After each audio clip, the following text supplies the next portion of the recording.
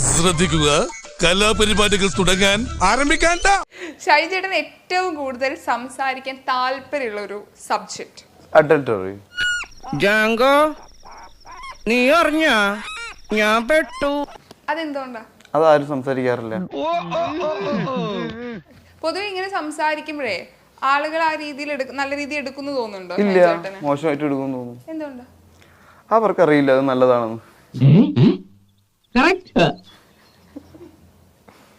രണ്ട് വ്യക്തികളോ അല്ലെങ്കിൽ ഒരു ഗ്രൂപ്പിലോ നമ്മളത് സംസാരിക്കുന്ന സമയത്ത് നമ്മൾ കൂടുതൽ ഓപ്പൺ ആവാൻ നമുക്ക് സഹായിക്കുന്ന ഏറ്റവും വലിയ വിഷയമാണ് അഡൽട്ടറി ടോക്സ്. ഈ അറിവ് എവിടുന്ന് കിട്ടി? പത്രത്തിൽ നിന്ന് അടിച്ചു മാറ്റിയതാ. ഒരു വ്യക്തിക്ക് കൂടുതൽ ആളുകളുടെ മുന്നിൽ എക്സ്പോസ് ആവാൻ അല്ലെങ്കിൽ ഓപ്പൺ ആവാൻ സഹായിക്കുന്ന ടോക്സ് ആണ് ആക്ച്വലി അത്. ഞാൻ വിചാരിച്ച പോലെ അല്ല കേട്ടോ. മന്ദബുദ്ധിയല്ല. ഇതിനെല്ലാം ഉള്ളിൽ വെച്ച് സപ്രസ് ചെയ്ത് കഴിഞ്ഞാൽ എന്തിരിക്കും? ഒരു ദിവസം കൊണ്ട് പൊട്ടിത്തെറിയും. അങ്ങനെ ചിന്തിക്കാൻ പോലും പാടില്ല. തനിക്ക് താല്പര്യമുണ്ടോ അങ്ങനെ സംസാരിക്കാൻ? ഇല്ല. ഞാനിപ്പോ ഇത് കുടം കമഴ്ത്തി വെച്ച് വെള്ളം ഒഴിച്ചാണ് അത്ര നേരം. നീ സൂക്ഷിച്ചോ, ചെക്കൻ ഇത്തിരി ആക്രാന്തം കൂടുതലുള്ള കൂട്ടത്തിലാ. ബെസ്റ്റീസ് ആണോ ഉദ്ദേശിക്കുന്നത്? ബോയ് ഫ്രണ്ട് ആണോ?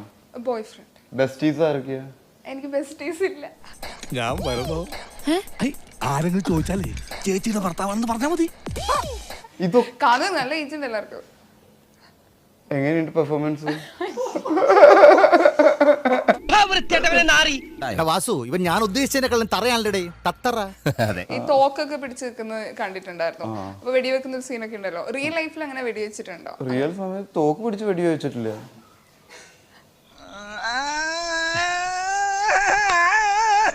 കിഷകുട്ടി വെച്ചത് പറ്റതല്ലേ?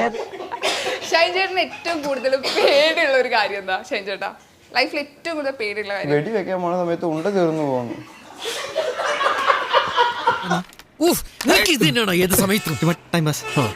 ഷൈൻചേട്ടന് ആരും അറിയാത്ത ഒരു ഹിഡൻ ടാലന്റ് ഉണ്ടോ? ഉണ്ട്.